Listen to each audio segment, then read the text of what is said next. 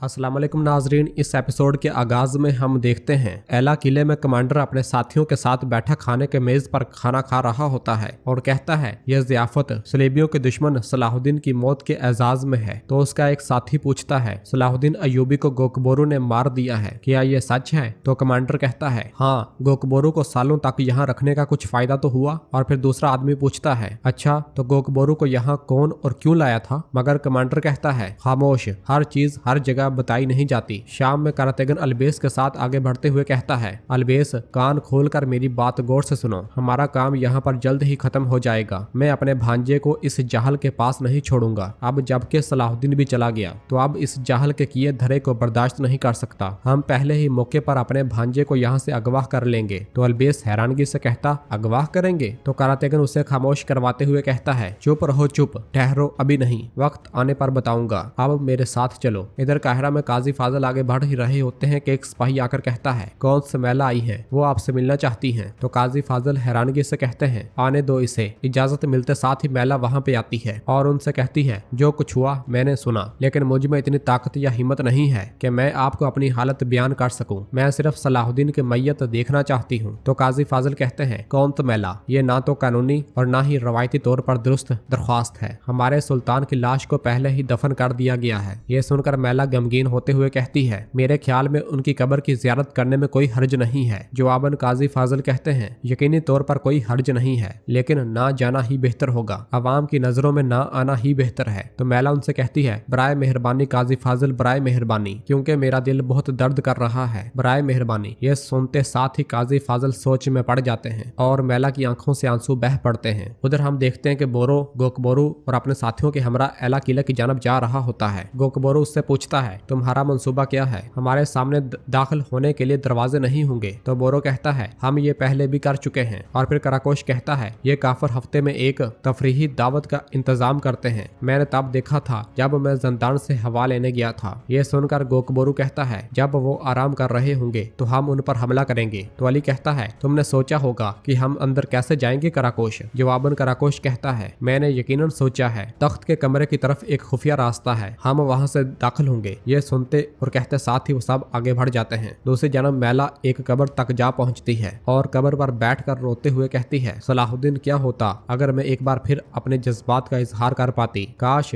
मैं सिर्फ एक बार आपका हाथ पकड़ सकती। काश मैं अपना चेहरा आपकी हथेलियों में छुपा कर रख पाती। इसी दौरान वहां आने वाली शमसा खातून कहती है तुम्हारे पास इतने ज्यादा खत्म ना होने वाले चेहरे हैं कि कौन सा चेहरा उनकी हथेली में छुपाती और कौन सा नहीं। और फिर मैला खातून खड़ी हो जाती है और शमसा खातून मजीद कहती है कौन से चेहरे से उनकी हथेली अलुदा कर सकती है, फौरन से पहले यहाँ से चली जाओ। तो मैला उससे कहती है जिस आदमी से तुमने शादी की और जिससे शादी करने पर फख्र था, देखो अब वो कब्र में है। खुदावंद का शुक्र है कि जिंदगी हर किसी के नाक जमीन पर रगड़ने के लिए काफी लंबी है। तो शमसा खातून कहती है दफा हो जाओ यहाँ से। यह सुनते साथ ही मैला चली जाती है और शमसा खातून कब्र के पास बैठ जाती है। इधर कायमाज सिपाहियों के साथ महल के मरकजी कमरे में दाखिल होता है, जहाँ पर काजी फाजल सलाहुद्दीन अयूबी के साथियों के हमरा तख्त के बिल्कुल सामने खड़े होते हैं और कायमाज से कहते हैं कायमाज साहब आपको देखकर खुशी हुई। इस दुख भरे दिन में आपने हमें अकेला नहीं छोड़ा। तो कायमाज उनसे कहता है मेरी ताजियत कबूल कीजिए। सुल्तान सलाहुद्दीन एक अजीम कमांडर थे। उन्होंने अपनी जिंदगी इस्लाम की खिदमत में जहाद के राह में गुजार दी। अल्लाह उन्हें जन्नत में जगह दे। मैं यहाँ पर अमीर गुमुश्तगीन की तरफ से ताजियत करने और उनका हुक्म पहुँचाने आया हूँ। ये कहते साथ ही वो एक खत काजी फाजल को देता है और मजीद कहता है जैसा कि आप जानते हैं कि रियासत इक़्तिदार में खला को कबूल नहीं करती। अमीर गुमुश्तगीन ने एक नया हुक्मनामा जारी किया है ताकि निज़ाम में कोई खराबी ना आए। उन्होंने मिस्र के नायब के तौर पर मुझे मुंतखब किया है। खत पढ़ने के बाद काजी फाजल कहते हैं जबकि हमारा गम अभी ताज़ा है तो ये जल्दी क्यों है अमीर कायमाज? तो अमीर कायमाज कहता है मैं जानता हूँ कि यह सब के लिए कबूल करना काफी मुश्किल होगा, लेकिन अगर हम ये फरीजा आसानी से कर लें तो सबके फायदे में होगा। नाज़रीन फिर इसके बाद हम देखते हैं कि बोरो अपने साथियों के हमरा एला किला के खुफिया रास्तों के जरिए आगे बढ़ रहा होता है। वो सब कराकोश की रहनुमाई में उसके पीछे पीछे चल रहे होते हैं और फिर आगे बढ़ते हुए एक दरवाजे को देखते हुए कराकोश कहता है ये रास्ता तख्त वाले कमरे में जाता है। तो बोरो उससे पूछता है ये तुम कैसे जानते हो? जवाबन कराकोश कहता है मैंने कैद के दौरान सारे नक्शे खींचे हैं। और फिर इसके साथ ही वो सब आगे बढ़ जाते हैं। इधर काहिरा में अमीर कायमाज काजी फाजल से कहता है हुक्मनामे में जो हुक्म है जल्द अज जल्द अवाम के सामने इसका ऐलान किया जाए। मगर काजी फाजल कहते हैं बदकिस्मती से ये मुमकिन नहीं है। मिस्र की अपनी रवायात है, हमारी बैत जबरदस्ती नहीं मोहब्बत से होती है। और जो कुछ अमीर गुमुश्तगीन ने हाल ही में किया है, शाम के तख्त पर फायज होने पर साया डाला है, हम उसका हुक्म नहीं मानते। और फिर बाइबोरा कहता है गुमुश्तगीन मिस्र पर नायब मुसल्लत करने से पहले शाम पर इंसाफ से हुक्मरानी करे। अभी उमर मुल्ला हजरत के कातिल नहीं मिले। तो कायमाज गुस्से से कहता है बगावत का बहाना बनाने की जरूरत नहीं, फैसला बिल्कुल वाज़ेह है। सलाहुद्दीन अय्यूबी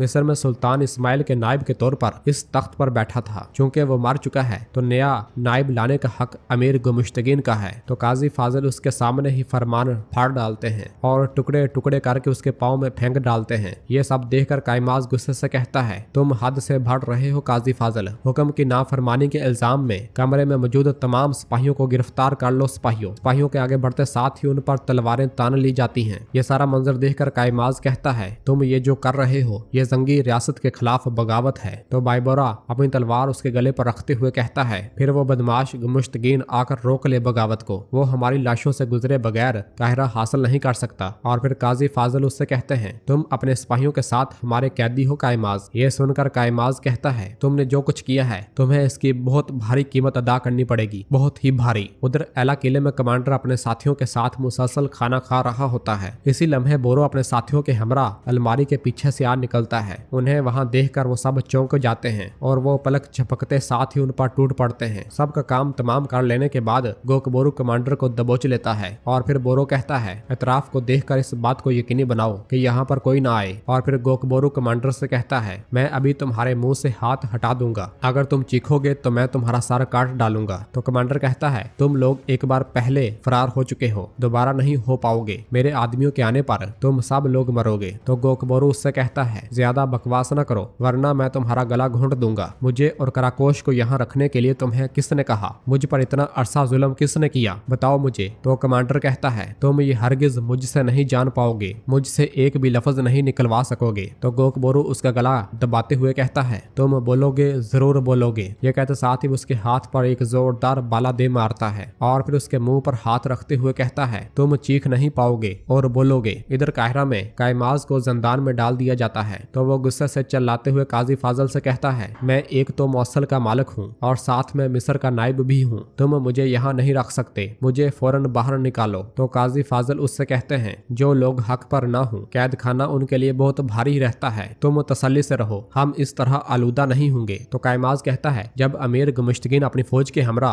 काहिरा पहुंचेगा तो फिर उस वक्त तुम लोग मुझसे माफी मांगोगे, माफी। तो बाइबोरा कहता है हमें अपने साथ खलत मलत ना करो, ये तुम्हारी तरह मौत से डरने वालों का काम है। वो आगे बढ़ते हैं और काजी फाजिल बाइबोरा से पूछते हैं हमारे सुल्तान का अगला हुक्म क्या है बाइबोरा? तो बाइबोरा कहता है कायमाज के खून आलूद खलत पैगाम के साथ शाम जाएगी। दूसरी जानब एबलन में मार्कोस बालन से कहता है कुदस में बहुत ज्यादा सख्त इकदाम किए गए हैं और इस सूरत में शहर में दाखिला बहुत मुश्किल होगा। कुछ देर सोचने के बाद बालन कहता है अगर सबीला शहर में ना हो। और फिर विलियम कुछ सोचते हुए कहता है शहजादी का हर रोज चर्च में जाना आदत है। दूसरी जानब एला में गोकबोरू कमांडर से कहता है इस बार तुम्हारे हाथ और बाजू पे नहीं, मैं तुम्हारे सर पर मारूंगा। ये कहते साथ ही वो बाला उठाने ही लगता है तो कमांडर एकदम से कहता है रुको रुको, बताता हूँ। तुम जब पहली बार यहाँ पहुंचे तो मैंने भारी तावान के बदले मुसलमानों को वापस करने का सोचा और फिर वो आया, उसने कहा कि मैं तुम्हें अपने पास रखूं। गोकबोरू पूछता है वो कौन है? वो शैतान का साया कौन है? बोलो कौन है वो? तो कमांडर कहता है अगर मैं उसका नाम बता दूं तो क्या तुम मेरी जान नहीं लोगे? तो कराकोश कहता है अगर तुम नहीं बताओगे तो तुम जरूर मर जाओगे, नाम बोलो शायद जिंदा रह सको। और फिर कमांडर एक अलमारी की जानब इशारा करते हुए कहता है वहां पर एक स्याह ढकी हुई किताब है, उसमें तारीख के लिए सब कुछ लिखा है, तुम जिसका नाम तलाश कर रहे हो वो उसमें है। ये सुनते साथ ही गोकबोरू उसे लेकर अलमारी के पास आता है और कहता है खोलो इसे। कमांडर अलमारी खोलने की कोशिश करता है